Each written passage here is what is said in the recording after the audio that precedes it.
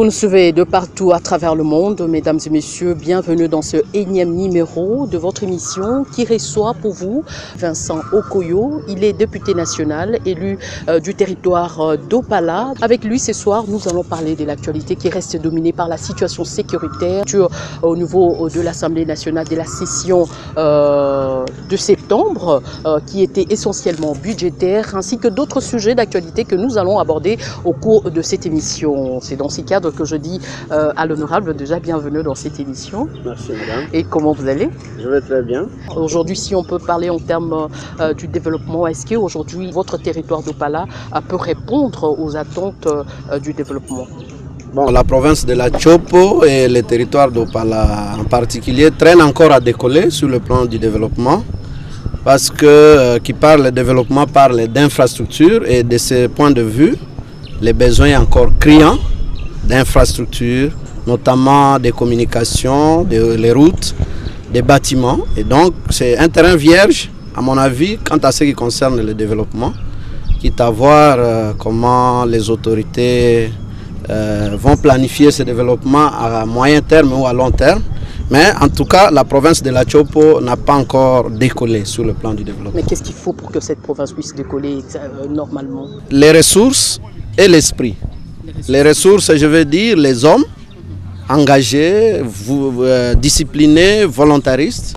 Les ressources, je veux parler des moyens financiers, parce que pour faire les routes, pour construire des bâtiments, pour offrir des services, il faut des ressources financières, et ça c'est l'État qui pourvoit. Et je veux aussi parler des ressources matérielles, c'est-à-dire, bon, finalement, indirectement, après les ressources financières, pour faire une route, on a besoin des engins lourds, on a besoin de petits matériels pour travailler, donc les ressources, mais aussi l'esprit. C'est-à-dire qu'il faut une volonté de développement et pratiquement un divorce avec des habitudes contraires au développement. Mais aujourd'hui, avec vous étant que député national, est-ce que vous faites quand même attendre votre voix au niveau de l'hémicycle pour que la situation de la Chopo puisse être écoutée par tous? Oui, l'effort est fourni depuis le mandat passé que je suis député. Je crois, si vous allez dans les annales parlementaires, vous allez retrouver qu'à plusieurs reprises, par exemple en ce qui concerne le territoire d'Opala, j'ai plaidé pour la réhabilitation de la route nationale numéro 7, la RN7, qui va de Kisangani, passe par Ikela et débouche à Kinshasa par l'aéroport d'Ndjili. Donc la route de Kikwit là, que nous empruntons partant de Kinshasa peut aller jusqu'à Kisangani. Wow. Et pour la petite histoire, madame, c'est la route par laquelle le patriarche Antoine Gizenga a fui en 1960 de Kinshasa à Kisangani, et à voiture. Et toutes les rivières pouvaient être traversées par des bacs. Et là, nous parlons de l'époque immédiatement post-coloniale. Il est donc parti de Kinshasa à voiture, avec son chauffeur et un de ses collaborateurs, à 3 dans la voiture, et ils sont arrivés à Kisangani en passant devant mon village dans le territoire d'Opala. Et aujourd'hui, je rappelle ici à nos téléspectateurs que Vincent Okoyo est député national pour le compte de la grande coalition politique Lamouka. Donc avec lui, nous sommes en train de parler de l'actualité, mais aujourd'hui, lui étant que député national, ils viennent de clôturer la session de septembre. Parlez-nous brièvement un peu de cette session, de quoi est-ce qu'il a été question et quelles sont les grandes lignes qu'on peut retenir de cette session qui vient de s'achever. Merci madame. La session de septembre, comme elle est connue, c'est la session budgétaire pour l'Assemblée nationale. Cette session a commencé le 15 septembre et s'est clôturée, comme la Constitution le prévoit, le 15 décembre. Et donc, on peut dire tout est bien qui finit bien. La session s'est bien terminée. Mais alors, lorsqu'on jette un regard rétrospectif, on constate que c'était la deuxième session ordinaire après les élections. Cette session a malheureusement connu encore, au courant de cette session, nous avons connu encore la mise en place des structures de l'Assemblée nationale qui ne s'étaient pas achevées la session précédente. Et donc, les négociations politiques entre l'opposition et la majorité et au sein de l'opposition elle-même ont fait qu'une bonne partie du temps de la session a été occupée à finaliser la mise en place des structures de l'Assemblée nationale. Et vous vous rappellerez l'élection du rapporteur adjoint de l'Assemblée nationale au bureau de l'Assemblée et l'élection des membres des commissions permanentes qui a eu lieu quand même pratiquement un mois après l'ouverture de la session. Deuxièmement, la session elle est budgétaire. Session budgétaire, nous avons voté le budget de l'État pour l'exercice 2020 qui attend d'être promulgué. Et donc, élevé à un peu plus de 10 milliards de dollars, pratiquement 11 milliards, à peu près 11 milliards. Et de ce point de vue, nous pouvons dire que c'est mission accomplie. La mission a été accomplie, celle de doter le pays d'un budget qui n'attend que sa promulgation dans les heures, dans les jours, si pas des heures qui suivent. Troisièmement, il y a eu quand même au cours de cette session quelques lois qui ont été votées et un exercice de contrôle parlementaire qui a eu lieu, notamment avec le vice-premier ministre et ministre de l'Intérieur, qui a répondu à l'invitation du bureau de l'Assemblée pour fixer la représentation nationale sur les questions de sécurité notamment. Nous en parlerons le moment venu. Et aujourd'hui, en termes de loi, comme vous venez de l'énumérer au cours de votre allocution, parlez-nous un peu des différentes lois. Quelles sont les lois qui ont été plus intéressantes parmi tant d'autres que vous avez pu voter au niveau de cet hémicycle? La plus importante des lois de cette session, c'est la loi des finances pour l'exercice 2020, comme vous pouvez bien le deviner. Je crois, j'ai dit plus importante d'abord par la mission de la session elle-même, parce qu'elle devait doter, la finalité de la session c'était de doter le pays d'un budget, et ça a été fait. On reviendra peut-être sur les détails de ce budget. C'était la plus importante. Mais pour y arriver, il y a d'autres lois importantes, c'est-à-dire celles qui ont participé notamment à la composition ou à la constitution de ces budgets. Il y a eu des lois de ratification, essentiellement. Dommage que nous n'avons pas eu plusieurs lois débattues et adoptées au courant de cette session, mais essentiellement des lois de ratification qui avaient comme objet d'approuver des accords signés par le gouvernement, négociés par le gouvernement, signés par le gouvernement aussi, ayant pour objectif d'apporter des ressources extérieures au budget de l'État. Et de ce point de vue, je crois que tactiquement, ça a été bien fait, d'adopter d'abord toutes les lois de ratification ayant un impact sur le budget, c'est-à-dire en termes d'apport extérieur dans notre budget, et de considérer tous ces apports dans l'élaboration du budget afin de déterminer sa hauteur exacte. Et je crois que cet exercice a été bien fait, bien que, un petit bémol, généralement ces lois de ratification nous ont été amenées in extremis, presque à date butoir, et elles ont été discutées, comme on peut le dire, un tout petit peu à la va-vite, bien que la substance a été gardée. La substance a été gardée, l'essentiel ayant été d'accorder au gouvernement, par la promulgation de cette loi de ratification, l'autorisation de contracter soit des dettes ou de prendre des ressources extérieures au bénéfice de la nation. Mais aujourd'hui, en parlant un peu de ce budget, je peux dire que le budget est là, presque 11 milliards de dollars américains. Et aujourd'hui, si on peut parler en termes de mobilisation de ce budget, comment peut arriver aujourd'hui la RDC à mobiliser ce budget par rapport au contexte que nous courons, la République est en train de traverser? Je commence par dire que votre question est très pertinente à cause de l'expérience que nous connaissons dans notre pays, celle des assignations budgétaires rarement atteintes dans leur perfection. Et donc, je crois que votre crainte est fondée. Le budget, vous vous souvenez, dans les médias nous ont parlé d'un budget de 7 milliards de dollars d'abord, adopté par le gouvernement, l'équivalent en francs congolais de 7 milliards de dollars environ. Peu après, et à la suite des contacts et des missions réalisées par le chef de l'État et d'autres membres et des membres du gouvernement à l'étranger, le budget a été porté à 10 milliards de dollars, l'équivalent en francs congolais de 10 milliards de dollars. Au sein de l'Assemblée nationale, lorsque nous avons débattu de ces budgets, nous avons constaté qu'il y avait quand même moyen de glaner quelques recettes additionnelles ci et là. Et le budget a été à peu près maintenu à cette hauteur-là et en équilibre des dépenses et des recettes. Mais lorsque les sénateurs, les honorables sénateurs ont analysé les budgets, ils ont trouvé, preuve à l'appui et avec l'accord des ministres concernés et des administrations concernées, qu'on pouvait majorer le budget d'à peu près 800 millions de dollars de plus. C'est ce qu'ils ont fait. Et donc de 7 milliards à 10 milliards environ, 10 milliards 2 à l'Assemblée nationale, jusqu'à 10 milliards 9 pratiquement. C'est pourquoi je parle de 11 milliards. C'est l'effort du Parlement qui a du président de la République d'une part, mais aussi du Parlement qui a élevé le budget à une hauteur jamais atteinte.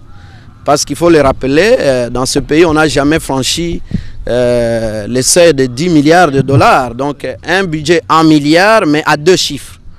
Hein? On a eu des budgets en milliards, mais à un chiffre. Cette fois-là, nous avons franchi le seuil de 2 chiffres en milliards. C'est quand même une volonté, l'expression d'une volonté nationale d'aller de l'avant, de doter le pays de ressources suffisantes pour son développement et pour son épanouissement. Mais malgré cette volonté, est-ce qu'aujourd'hui la RDC réaliste par rapport à son budget, vu comme j'avais dit, vu le ton et vu la corruption qui bat son plein dans les institutions de la République, est-ce que en termes de mobilisation, comment est-ce que nous allons mobiliser ce budget-là et atteindre l'attente de la population? Oui, la crainte est fondée, madame. Et je crois que nous n'allons pas en rester là. Il est vrai que chaque chose a son temps. Un temps pour constater qu'il y a la corruption, un temps pour la combattre. Un temps pour constater que nous n'atteignons pas nos assignations, un temps pour nous en débarrasser et aller vers l'atteinte des assignations. Je crois que le contexte politique, le contexte du moment se prête un tout petit peu.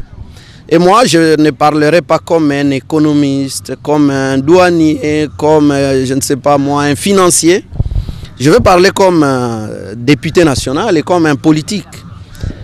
Le budget de légèrement plus de 10 milliards de dollars exprime quand même la volonté de quitter un point A pour aller vers un point B. Et le gouvernement qui nous l'a amené, par orgueil peut-être, mais un peu ce que un compatriote aimait appeler les sursauts patriotiques. Et il est important que par moment, à des moments donnés de l'histoire, des compatriotes puissent se mettre d'accord pour dire rompons avec nos habitudes, faisons un saut patriotique dans l'avenir et imposons-nous une discipline. Et cette discipline, nous croyons qu'elle pourra avoir lieu. Et c'est le gage de l'atteinte probablement des assignations, parce que nous avons vu, nous avons entendu, et il n'y a pas que moi, en tout cas la représentation nationale, nous avons vu, nous avons entendu du Premier ministre des propos qu'on n'a pas entendus depuis plus de 20 ans. Des propos qui témoignent d'un engagement décisif à rompre avec des mauvaises habitudes du passé, à remettre la bonne gouvernance sur la table, à aider le pays à se doter des moyens nécessaires pour son développement. Et cette volonté-là, et je crois que c'est l'élément le plus important, politique certes, mais le plus important du vote de ces budgets, cette volonté exprimée par le Premier ministre, qui est le premier de tous les chefs du gouvernement, je vais dire en termes techniques, cette volonté exprimée par lui, nous ne pouvions pas la décourager. Nous ne pouvions pas y mettre un bémol. Nous ne pouvions pas tergiverser pour dire, eh bien, voilà nos habitudes mauvaises, et elles sont là, et comment allons-nous faire pour parvenir à réaliser ce budget? Je crois que le moment a été historique. C'est pratiquement un pacte national qui a été conclu entre le gouvernement, la représentation nationale, je veux dire le Parlement, pour que nous puissions changer de fusil d'épaule, que nous puissions changer de méthode de travail, que nous puissions changer des habitudes. Et là, nous serons regardants. Le Parlement dans son ensemble, mais surtout l'Assemblée nationale, va être très très regardant en ce qui concerne la capacité pour les ministres sectoriels, la capacité pour nos administrations à mobiliser les recettes parce que l'avenir du pays et le développement en dépend. Et aussi en mettant du sérieux. Par là, je rappelle à nos téléspectateurs que vous avez pris part à l'harmonisation de ce budget. Vous êtes membre? Non. Je ne suis pas membre de la commission, mais de par le règlement intérieur de l'Assemblée nationale, chaque député a le droit de participer aux travaux en plénière et même en huis clos des commissions de l'Assemblée nationale, même celles auxquelles il n'appartient pas. Il a la latitude, selon les temps dont il dispose, d'aller participer, apporter sa contribution aux travaux de toutes les autres commissions. Moi, personnellement, je suis membre de la commission environnement et ressources naturelles. Je suis rapporteur de la sous-commission environnement, mais s'agissant du budget de l'État, j'ai trouvé que c'est le moment où les patriotes, les compatriotes peuvent se rassembler. Et j'ai pu disposer du temps pour aller participer dès le départ jusqu'à la conclusion des travaux en commission, mais aussi en sous-commission et dans les groupes thématiques à l'élaboration du budget. Et j'ai évolué dans le sous-groupe de travail investissement. Donc vous avez participé aussi à la conclusion? Effectivement, nous avons participé à la conclusion et à l'adoption en commission du budget à cette hauteur qui a été présentée à l'Assemblée nationale, en apportant effectivement la touche de l'Assemblée nationale selon les orientations qui ont été retenues lors du débat général sur le budget à l'Assemblée. Donc aujourd'hui, on peut dire que le budget c'est déjà fin prêt pour sa promulgation? Oui, je peux vous l'affirmer parce que il y a peu, j'ai parlé avec les membres du bureau de la commission ECOFIN qui ont déjà déposé sur la table de l'Assemblée nationale le texte final. Et ce dernier, le bureau de l'Assemblée, l'a transmis au chef de l'État. Nous n'attendons plus que la promulgation du budget. Donc on peut déjà s'attendre à un ouf de soulagement et aussi à l'amélioration des conditions sociales de population congolaise qui a tant souffert et qui attend que ce budget puisse être mis à l'exécution pour permettre à ce qu'il y ait un peu un souffle de soulagement dans chaque institution et chaque... Eh bien oui, madame, là il faut être mesuré aussi. Un ouf de soulagement, il ne va pas être décrété de façon par une baguette magique. Je crois que le ouf de soulagement concerne certaines orientations, certains axes phares de ces budgets. Ouf de soulagement parce que nous avons adopté ce budget dans un contexte où le président de la République a mis déjà en marche les dispositions de l'article 43 de la Constitution parlant de la gratuité de l'enseignement primaire. Et donc, de ce point de vue, malgré les quelques mécontentements qui restent, surtout dans les grandes villes, nous pouvons dire qu'il y a un ouf de soulagement, en tout cas majoritaire, parce que les enseignants de la République vont être payés un peu mieux que ce qu'ils l'étaient il y a quelques années. Deuxièmement, il y a un nombre d'enseignants supplémentaires qui va être pris en charge par le trésor public. Donc, ils vont être rémunérés, ceux que l'on appelait par le passé NP, les enseignants NP. NP étant un sigle qui signifie non payé. Un certain nombre d'enseignants, nouvelles unités aussi, NU comme on les appelait, va être pris en charge par le trésor public en termes de rémunération. Et la construction des infrastructures scolaires, en plus, est prévue dans ces budgets et d'autres types d'investissements. La rémunération, c'est ce qu'on peut appeler les rubriques incompressibles du budget, parce que les Congolais qui travaillent, les fonctionnaires de l'État, doivent être payés. Le budget a prévu une rémunération conséquente par rapport aux effectifs, mais ce n'est pas les lieux là pour moi de commencer à anticiper sur la promulgation du budget, parce que madame, retenez, nous avons connu dans ces pays que le chef de l'État, après avoir pris connaissance du budget, a retourné le projet de loi de finances au Parlement pour une seconde lecture, demandant de modifier. C'est encore possible peut-être, mais nous pensons que tel qu'il a été adopté, le budget va être promulgué par le chef de l'État et nous ne faisons qu'attendre cela. Parlons aujourd'hui de cette rencontre de membres du gouvernement à Zongo. Ils sont allés un peu se rafraîchir la mémoire, se mettre autour d'une table pour parler de problèmes de la République, entre autres comment gérer le différent ministère, comment prendre des décisions pour qu'il n'y ait pas de couac au niveau de la gestion. Est-ce que vous, étant que député aujourd'hui, quelle est la lecture que vous avez par rapport à cette rencontre de membres du gouvernement à Zongo? Bon, je ne suis pas membre du gouvernement, madame. Même si vous n'êtes pas, mais vous êtes quand même député, vous êtes censé quand même d'apporter bien à cette question. Mais peut-être comme acteur politique, opérateur politique, j'ai dit, bon, il y a eu un premier séminaire du gouvernement, je crois, depuis que le gouvernement a été investi. Là, on nous parle d'un second séminaire du gouvernement. Ce n'est pas une mauvaise chose d'emblée, d'autant plus que nous avons affaire à un gouvernement de coalition. Une coalition qui a donné des preuves de fissures internes, hein, mais qui doivent être une coalition qui, selon les dires des partenaires, doit être maintenue pour le bénéfice du pays. Mais je crois qu'au-delà du séminaire du gouvernement, qui, à mon avis, a pour objectif de créer plus de cohésion, plus d'harmonie au sein du gouvernement, plus de solidarité gouvernementale, puisque le gouvernement n'est pas une institution où on va pour se chamailler. L'action gouvernementale doit être menée avec solidarité entre les membres du gouvernement, de peur que la population ne se retrouve à être victime de petits conflits internes entre les membres du gouvernement. Mais au-delà de cela, je crois que ce séminaire devra imprimer dans les cœurs et les têtes des membres du gouvernement, ceux qui ont le privilège de nous gouverner, imprimer dans leur cœur et dans leur tête l'impératif que le Congo attend beaucoup d'eux. L'impératif qu'ils n'ont pas droit à l'erreur.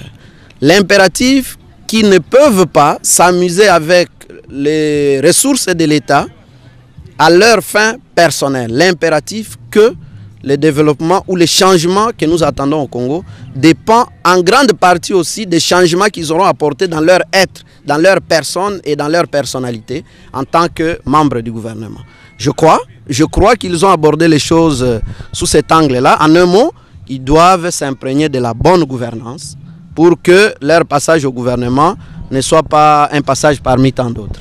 Mais honorable, on nous signale que ces séminaires du gouvernement a été financé par la Banque mondiale. Est-ce qu'aujourd'hui, pour que notre gouvernement puisse tenir ce genre de séminaires, il faudra que nous ayons toujours une main tendue vers l'extérieur au moment où nous avons de milliards de dollars, de millions de dollars, de 200 millions, de 15 millions qui sont en train d'être volatilisés par les individus? Est-ce qu'il faudra toujours qu'on puisse tendre la main à l'extérieur pour organiser nos problèmes internes? Bon, là, je crois que d'emblée, on dirait non, mais on n'a pas besoin de l'intervention de la Banque mondiale juste pour tenir un séminaire du gouvernement.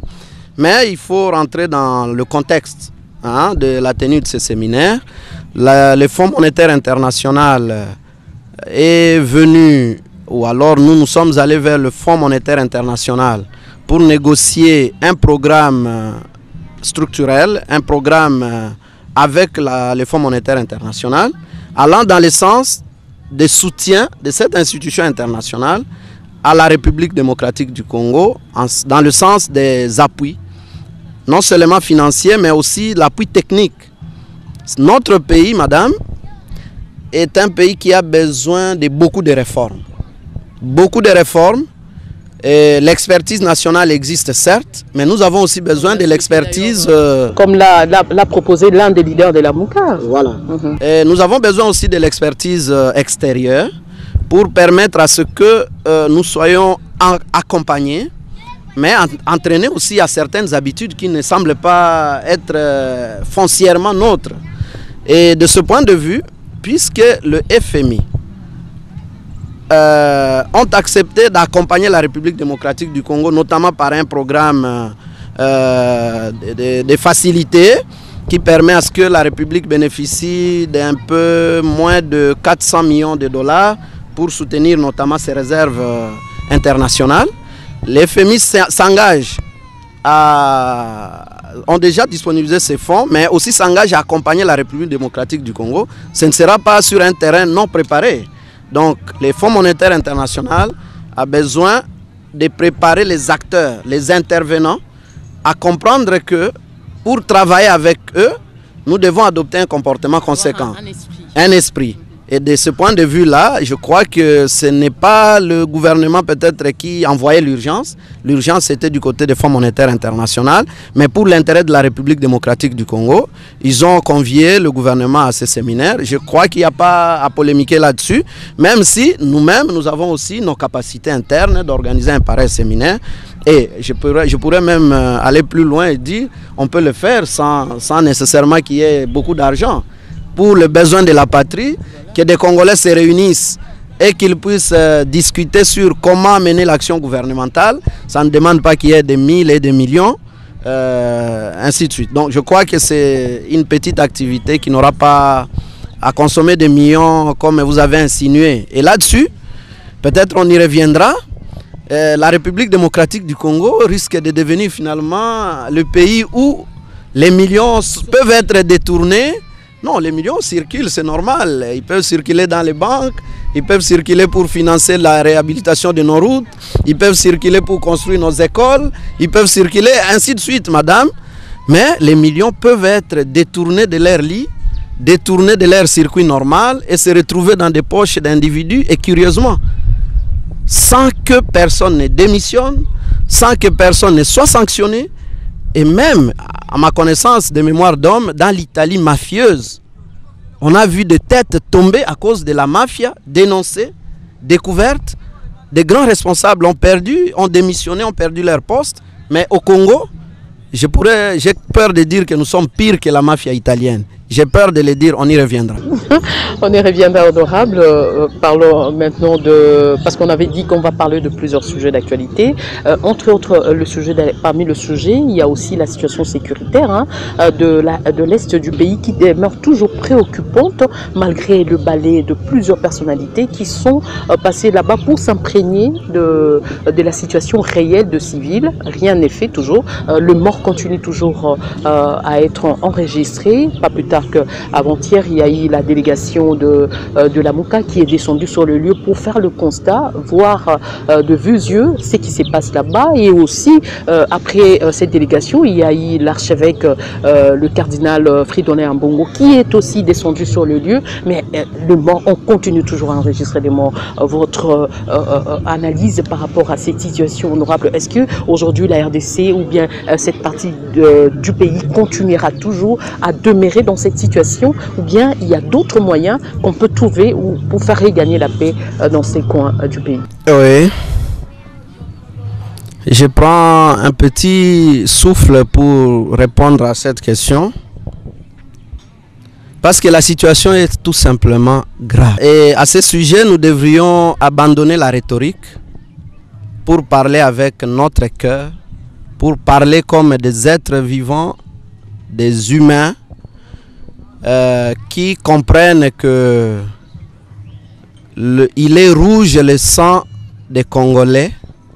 Il est plus que rouge, il est précieux, le sang des Congolais qui coule chaque jour et qui semble être une routine, qui semble couler avec routine essentiellement dans la partie est de notre pays. Et je veux parler là des territoires de Beni, Lubero, mais aussi il faut voir les territoires de Massissi, de Nyiragongo, mais aussi dans l'Ituri, comme dans les hauts plateaux de Minembwe. C'est quand même grave. Et plutôt que de nous décourager, cette situation, nous ne devons pas en faire un sujet de discours, un sujet de rhétorique. Nous devons en faire une priorité nationale et un sujet de cohésion. Malheureusement, la situation telle que nous apprenons, je ne veux pas me livrer ici à une analyse, elle est très très complexe, impliquant des acteurs locaux, des acteurs provinciaux, des acteurs nationaux et des acteurs étrangers. J'ai oublié de dire régionaux, dans la région des Grands Lacs, et des régions africaines environnantes, mais aussi au-delà des acteurs d'outre-mer. Je crois que ça ne doit pas être une fierté. Et ce qui me pince le cœur, c'est qu'entre nous, Congolais, on a comme l'impression que certains trouvent plaisir à accuser les autres, tout simplement pour des dividendes politiques, au besoin à imputer de façon fallacieuse des forfaits à certains Congolais.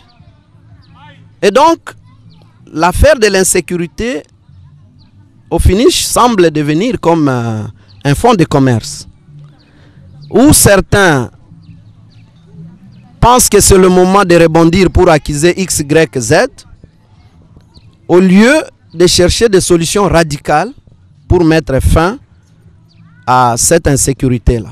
Et lorsque nous suivons les propos des uns et des autres, des responsables au plus haut niveau depuis quelques années, on se rend compte que certains ont tantôt dit que bon, il faut se référer à la Casamance. De toutes les façons, il y a des pays qui ont vécu des situations pareilles, comme le Sénégal et sa Casamance, sa province, là, la Casamance. Mais est-ce que nous avons intérêt à laisser des Congolais être massacrés régulièrement sans que nous y apportions une réponse? En tout cas, là, je m'inscris en faux. La solution doit être trouvée. Je crois que c'est l'unique chose que nous devons dire. Ceux qui gouvernent le pays doivent mettre non seulement les moyens financiers matériels en jeu, mais ils doivent mettre aussi leur intelligence en marche pour que là où des hommes semblent déjouer, et trouvent des formules pour anéantir ceux qui veulent déjouer les efforts pour la pacification. Que là où il y a des malins, qu'il y ait de malins ennemis pour le bénéfice de nos populations, parce qu'on ne peut pas imaginer, madame, que la RDC se développe sans les provinces, les territoires qui sont aujourd'hui dans l'insécurité. D'ailleurs, quand vous regardez la part de l'économie de ces parties du territoire national, vous comprenez que c'est une véritable amputation que nous connaissons aujourd'hui sur le plan économique. Si ces territoires ne sont pas pacifiés, si ces populations ne sont pas remises au travail, c'est véritablement une amputation pour l'économie. Donc, je ne voudrais pas parler d'analyse sophistiquée, des connaissances, des rouages de sécurité, des imputations ou des charges à l'égard de tel et tel. C'est tout simplement une situation qui doit prendre fin. Et il faut que notre gouvernement, il faut que le président de la République, commandant suprême des forces armées et de la police nationale congolaise, prennent cette question à bras le corps pour y mettre fin. Malgré la présence de cet état-major, mais je me pose quand même la question. Aujourd'hui, la RDC a ratifié plusieurs accords internationaux, hein, et aujourd'hui, la RDC continue à enregistrer des morts. Quelle est la démarche que la RDC doit faire aujourd'hui pour faire entendre sa voix au niveau international pour que cette situation puisse quand même cesser? La moindre des choses que nous pouvons dire dans ce qui se passe à l'Est, en ce qui concerne le volet international, madame, c'est qu'il y a des complices également sur la scène internationale.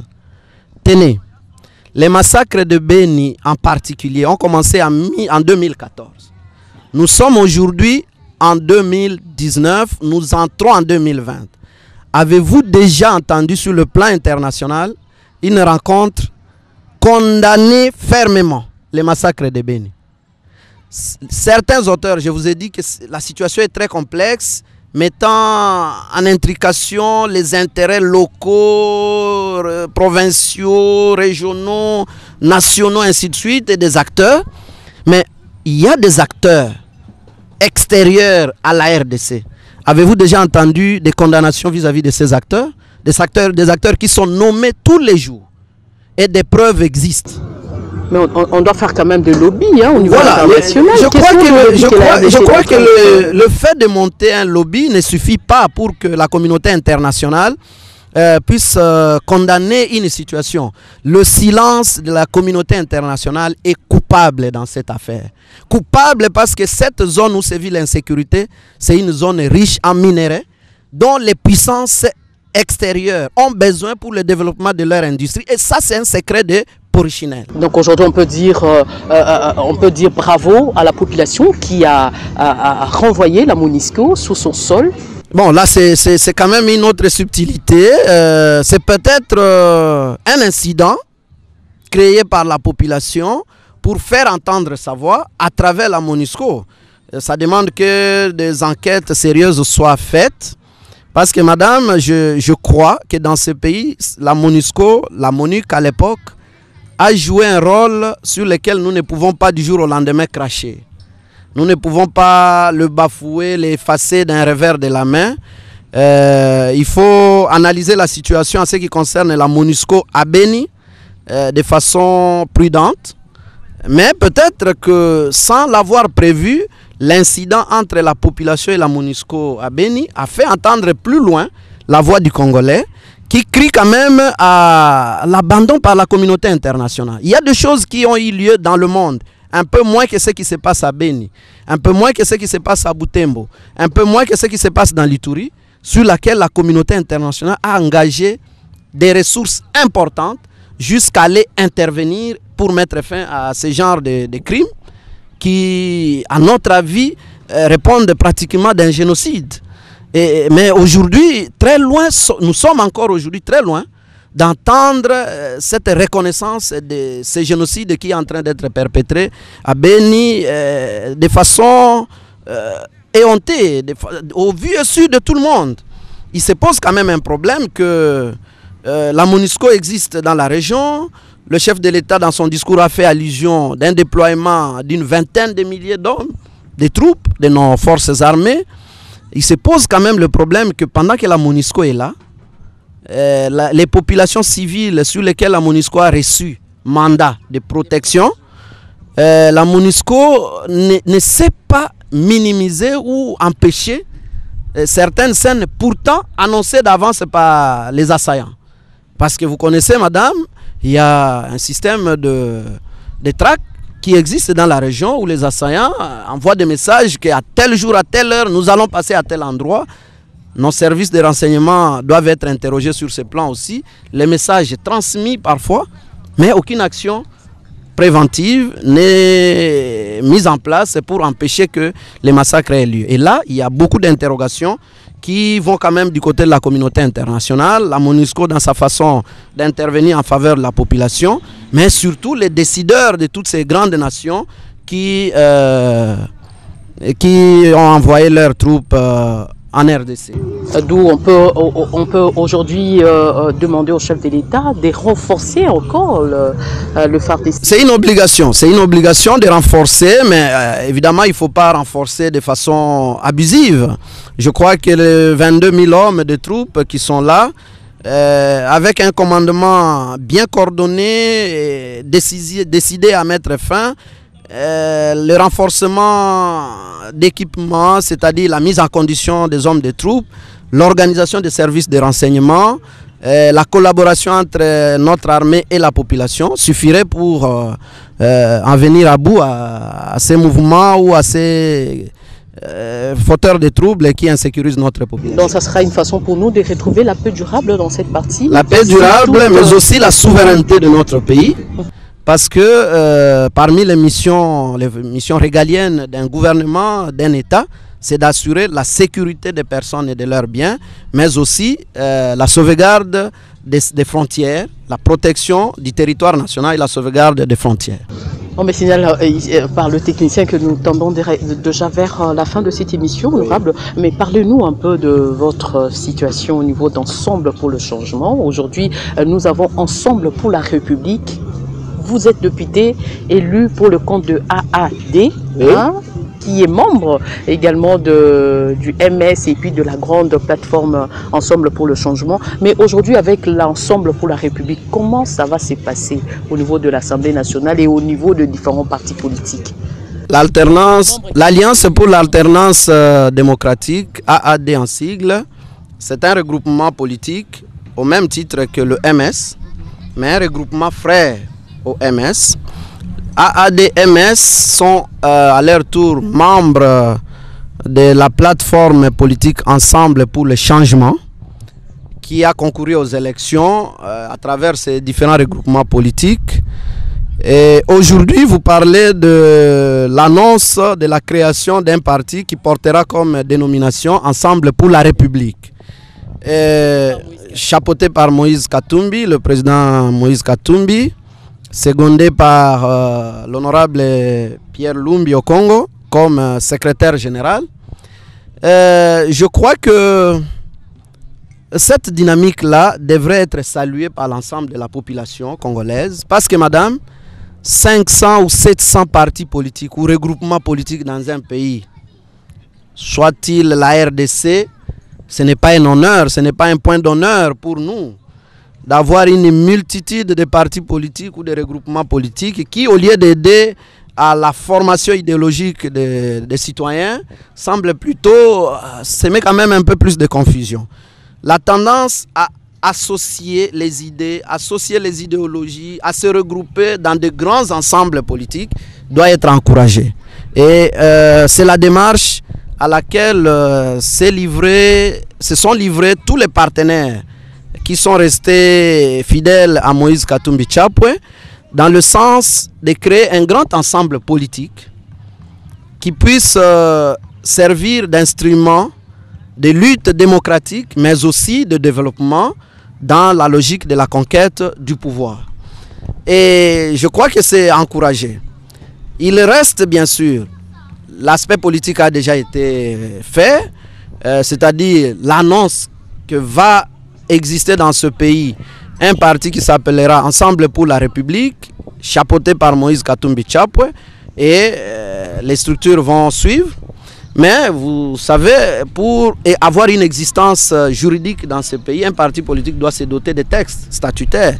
Les statuts sont en chantier, ainsi que le règlement intérieur et les projets de société. Très prochainement, je crois que ces textes vont être présentés au ministère de l'Intérieur pour obtenir la personnalité juridique. Et ce n'est qu'à ce moment-là qu'Ensemble pour la République va commencer à exister, à tenir des réunions. Ce qui a été fait à Lubumbashi, c'est la volonté politique des sociétaires, des futurs sociétaires d'Ensemble pour la République, à créer un grand ensemble politique qui va avoir une envergure nationale. Et cette volonté politique est clairement exprimée. Et pour vous dire que nous sommes sur la bonne voie, vous avez suivi quelques jours plus tard que les autres n'ont plus peur de se déclarer dans la même démarche de ces... Ou bien vous avez volé en passant les idées. Non, je crois que le processus, en ce qui concerne Ensemble pour la République, a pris son temps. Et vous vous rappellerez que déjà, avant de regagner le pays, le président Moïse Katumbi l'a annoncé dans les médias internationaux qu'il rentre au pays et qu'il va créer son parti. Un grand parti politique qui aura une envergure nationale. Et à l'époque, on ne soupçonnait pas que les voisins... Quel sera le sort des différents membres de partis politiques dont les leaders sont allés adhérer dans Ensemble pour la République? Je crois que cette question est pertinente, madame. Et sur le plan politique, je crois qu'il y a encore des points d'interrogation qui vont être levés certainement dans les prochains jours avant le dépôt des textes de création d'Ensemble pour la République. Sur le plan juridique aussi, il y a un problème parce qu'on ne peut pas appartenir à deux partis politiques différents dans notre pays. La loi portant organisation et fonctionnement des partis politiques ne l'autorise pas. Mais aussi sur le plan institutionnel, je crois que les comités, l'équipe qui a été désignée pour travailler est en train de trouver des voies et moyens pour que cette question soit réglée avant même le dépôt des textes au niveau du ministère de l'Intérieur. De toutes les façons, ce qui doit être retenu, c'est que une fois membre de Ensemble pour la République, membre fondateur ou membre adhérent, le concerné doit abandonner, doit démissionner de son parti d'origine, il doit abandonner ses fonctions au sein des partis d'origine, de son parti d'origine, et se mettre à la disposition d'Ensemble pour la République comme son nouveau parti politique.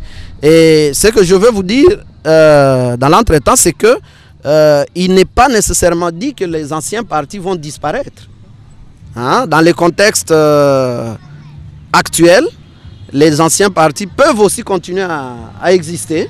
Parce que parmi nous, il peut exister des compatriotes qui disent non, moi je me suis beaucoup plus identifié à l'UNADEF, je crois, je ne me trompe pas, l'UNADEF de Mwando Simba, au point que je ne sais pas me retrouver dans le grand ensemble, je risque de perdre une certaine autonomie, d'être avalé.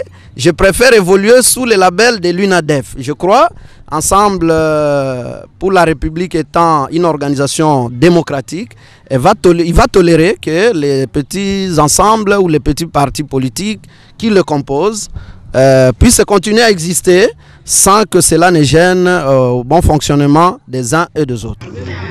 Vincent Okoyo, nous sommes donc vraiment à la fin de cette émission. Un petit mot pour conclure cette émission rapidement.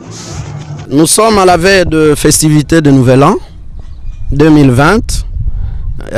Une petite rétrospective nous permet de dire que nous avons été peut-être parmi les privilégiés à atteindre ce jour, vous et moi, et les héros dans l'ombre qui sont derrière les caméras. Donc je profite d'abord de cette occasion pour vous souhaiter bonne année 2020 et que tous les meilleurs vous parviennent, et pour nous croyants, nous disons par la grâce du Très-Haut, vous parviennent et que cette année soit une année de joie, de prospérité à tous égards. Deuxièmement, mais souhaiter aussi tous les meilleurs pour notre pays. Notre pays a besoin effectivement de quitter sa peau des mauvais élèves sur la scène internationale, mais aussi africaine. Et je crois qu'il faut souhaiter à ces pays un redécollage, un redémarrage et une reconstruction effective. Troisièmement, souhaiter aux miens, à mes électeurs, qui auront peut-être la chance de me suivre en différé, et à ma ville natale de Kisangani, une agréable fête de bonne année. Et très prochainement, je m'y retrouverai pour communier avec mes électeurs, mais aussi un peu revivre une année plus tard, après les élections, l'ambiance de ma ville natale. En tout cas, merci Vincent Okoyo d'avoir répondu à notre invitation. Je rappelle ici que vous êtes député national pour le compte de la Mouka. Donc, vous êtes du territoire d'Opala, hein, dans la province de la Tchopo. Exact. Donc, on a parlé au cours de cette émission de plusieurs points d'actualité, hein, entre autres la situation sécuritaire, la clôture d'assision au niveau de l'Assemblée nationale, ainsi que d'autres points qui touchent la vie de la population congolaise. Mesdames et messieurs, c'est par là que nous bouclons complètement cette émission. Je dis merci à Jérès Mabeka, merci à Brandon Milalou, à Miss Chomba, Hervé Kachama, Bijunjo Tibateko, Tonton Ebongo et Blaise Ndonda. Merci à vous tous qui nous suivez de partout à travers le monde. Restez branchés en compagnie de la télé démocratique. Au revoir.